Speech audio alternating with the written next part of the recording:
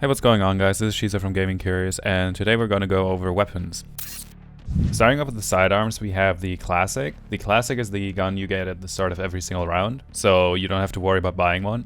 It is semi-automatic with a fire rate of 6.7 rounds per second and has an alternate fire mode with 3-round bursts. Its damage is quite impressive for a free gun because it deals 78 to the head from 0 to 30 meter distances but drops off to 66 on anything further than that. I know that a lot of people don't like this gun that much, but I quite like it actually. I think it's a pretty strong gun for any pistol round. Of course, it is outscaled by something like a Frenzy or a Ghost, but if you're playing solo and you want to buy light shields and abilities, you usually don't really expect anybody to drop you something. So going with the Classic and light shields and abilities is usually not the worst thing of all. Next up we have the Shorty. The Shorty is one of the weaker guns in the game. It is a semi-automatic shotgun with a fire rate of 3.3 rounds per second. Generally speaking, it one-shots to the head from medium to close range, but anything further than that, it will just tickle.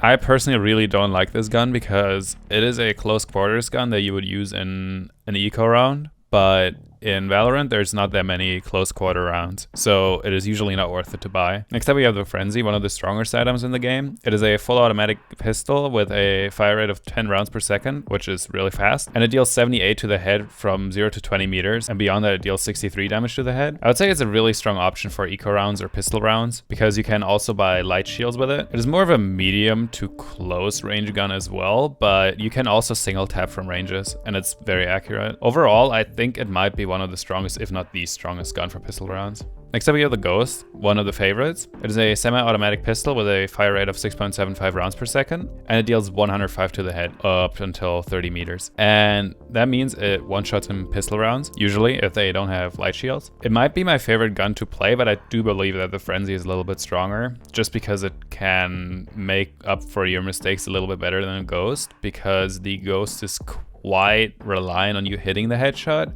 while Frenzies, you can just spray them down if you miss your first shot. That being said though, the Ghost is probably regarded as the strongest sidearm in the game because it's quite cheap for what it does. Next up we have the Sheriff, the big boy of the sidearms. It is a semi-automatic revolver with a fire rate of 4 rounds per second. It one-shots to the head up until 30 meters, even with armor. So you don't have to worry about anybody buying armor or not. If you hit your headshots, this gun is for you. The only issue is if you want to shoot somebody who is further away than 30 meters, it might not one-shot to the head because it only deals 145, so always be aware of that. I personally don't like the gun too much because I don't see it having that much value outside of you trying to get some kills in eco rounds, though if you're really good with it, you're really good with it. Now let's move on to the light weapons, which I will kind of compile into one.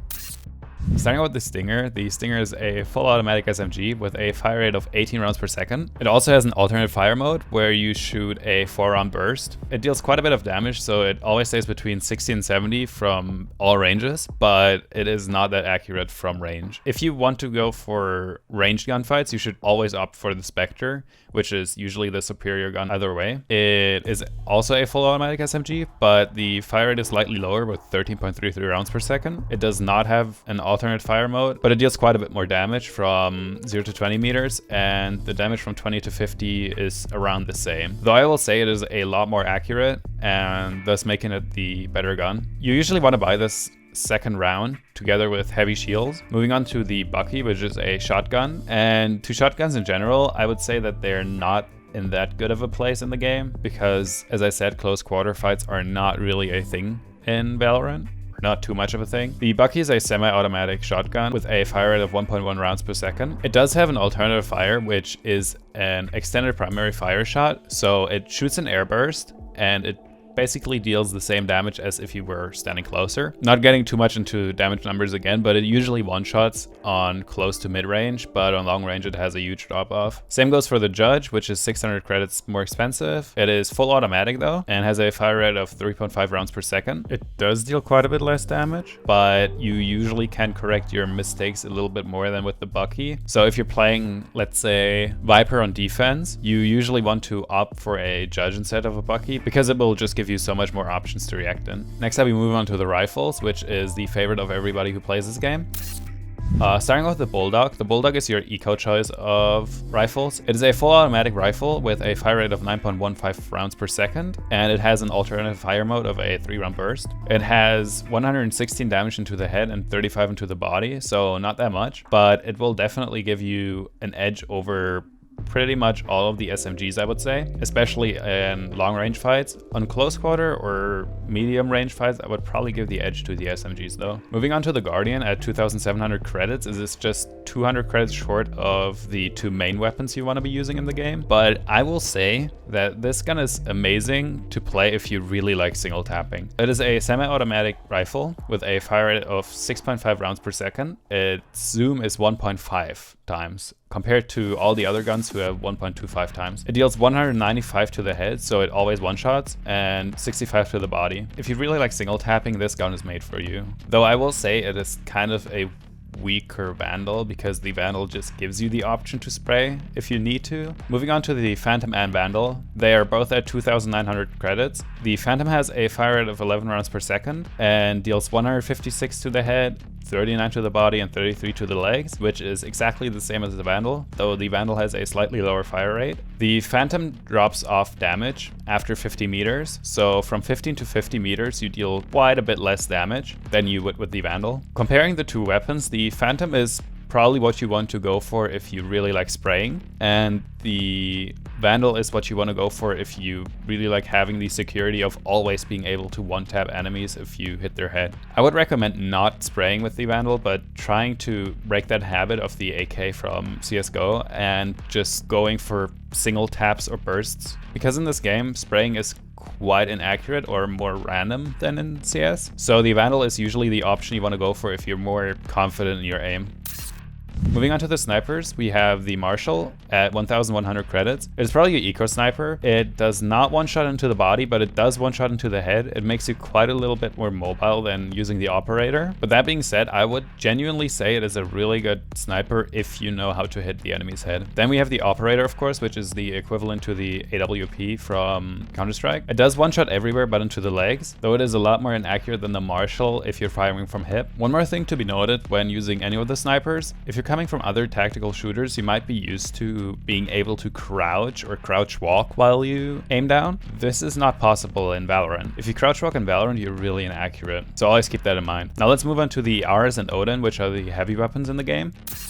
Both of them ramp up in fire rate the longer you hold it down, and both of them are also a lot more accurate if you crouch. They deal quite a bit of damage, but they are not used that much. The developer team of Valorant said that they want to make every single gun in the game somewhat viable, though I will say that heavy weapons are really hard to make viable, because either they're too strong or they're too weak. Looking at CSGO, for example, you don't see them used in pro play pretty much at all. In Valorant though, I will assume, since they said the game is frequently going to be patched, that we might see significant changes in meta. So be prepared for the heavy weapons maybe to take over at some point, and you will see everybody running around with heavy weapons. And then in 2 weeks you will see people only use shotguns. So all of these values and stats that I just named can always vary, but the general feel of the guns will probably stay the same. Now let's move on to spray patterns a little bit. Pretty much every gun has the same spray pattern or somewhat similar-ish. It will look like a 7 if you fire all the way through your magazine. One small advice, if you go to your crosshair settings and enable fade crosshair with firing error, you will know when to stop pulling down and then just have to focus on adjusting your aim when it is moving to the left or to the right. In Valorant is more of a feel where the spray is going, because as I said before, it is a lot more random than in CS. So every situation you're in, you will need to see which spray pattern you get and adjust according to that. It will take a little time to get used to, but once you're used to it, it will give you a significant advantage. As I said though, with the Vandal for example, you just want to do bursts. So at max, I would shoot until the top of your crosshair disappears. once and then just reset and try again. Now, for my personal opinion on guns, I already touched on that a little bit, but I would usually recommend using either the Frenzy or the Ghost in eco rounds, or if you really like your abilities, use the Classic with a light shield. For SMGs and shotguns, I would always go for the Spectre currently. It just seems like the best choice. For rifles, if you have enough money during the second round, you might want to buy a Bulldog instead of a Spectre, since it just feels a little better on range. Other than that, for rifles, I would say either pick Phantom or Vandal, whichever playstyle you prefer. Though, in general, I would probably say the Vandal might be a little bit stronger, since you have that security of always being able to one-tap in head. For snipers and heavies, I would probably say only snipers are viable. Marshal, as I said, for eco rounds if you're very confident in your sniping abilities. An Operator just to hold long distances. Heavy guns are more of a meme in the game currently. Alright, that should do it for this video. Thank you so much for watching. If you found this video helpful, please leave a like and comment down below what you want to see us do next. Subscribe and ring the bell to always be notified if we upload something new. Other than that, just stay healthy and see you soon.